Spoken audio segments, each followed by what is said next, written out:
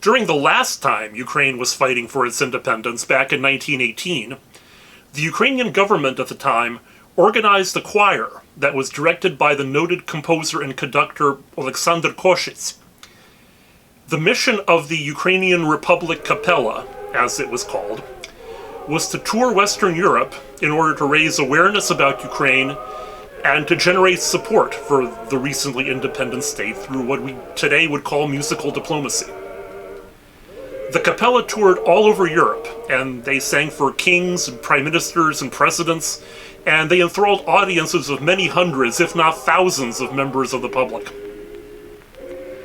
Unlike today, Ukraine did not receive diplomatic, economic, or military support, and in 1921 the state that the choir was representing vanished from the map of the world. Because they no longer had any official mission, the Ukrainian Republic Capella dissolved itself. Some members returned to what had now become Soviet Ukraine. Some went to Western Ukraine, which was then part of the Second Polish Republic. Some settled in exile communities in places like Prague. But a major fraction decided to reform a successor choir that became known as the Ukrainian National Chorus. After some further touring in Europe, they arrived in New York City in 1922 and gave their first U.S. performance in Carnegie Hall, where they gave the North American premiere of Mykola Leontovich's arrangement of the winter ritual song Szczedrik, the work that would eventually be transformed into the world-famous Carol of the Bells. But that's not the story we're here to tell. So, although the main repertoire of the chorus was Ukrainian music sung in Ukrainian, all throughout their history, they always tried to include songs in the local language of wherever it was that they were performing. So, during their US tours, for example, we know from newspaper reviews and other sources that they included spirituals and songs by Stephen Foster. But they didn't just perform for English-speaking audiences in the US and Canada. They also toured Mexico, South America, and Cuba.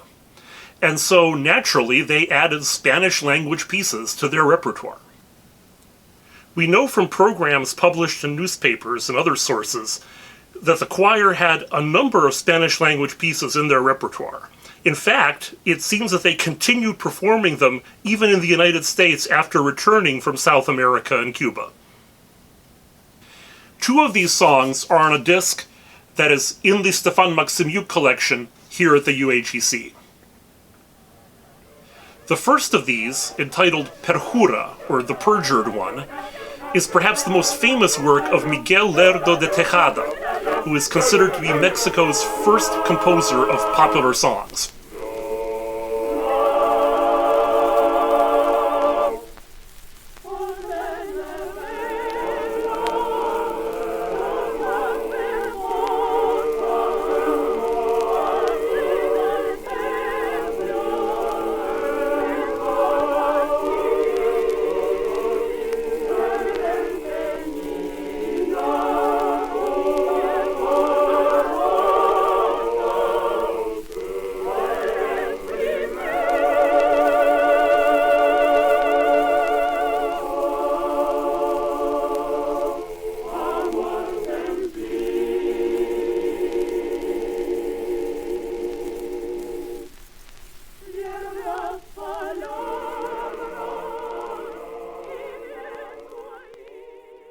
The other side of the disc is a piece identified only as Vente Niña, Canción Criolla.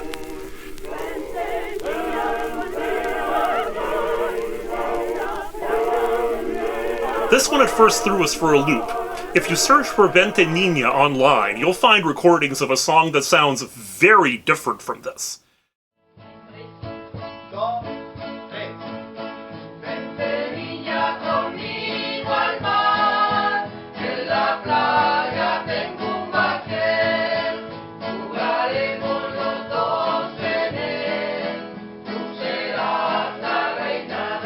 It's a waltz, not a habanera.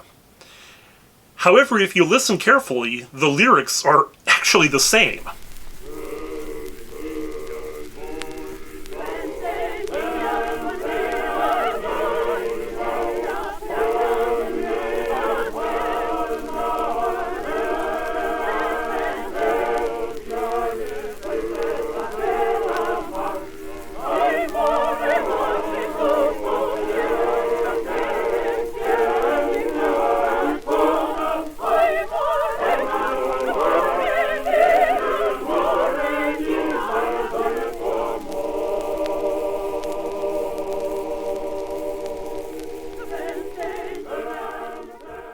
We're still stumped by the latter verses and the chorus, other than the morena morenita, which means dark-haired. If anybody out there has any additional information about this version of this song, we would love to hear from you.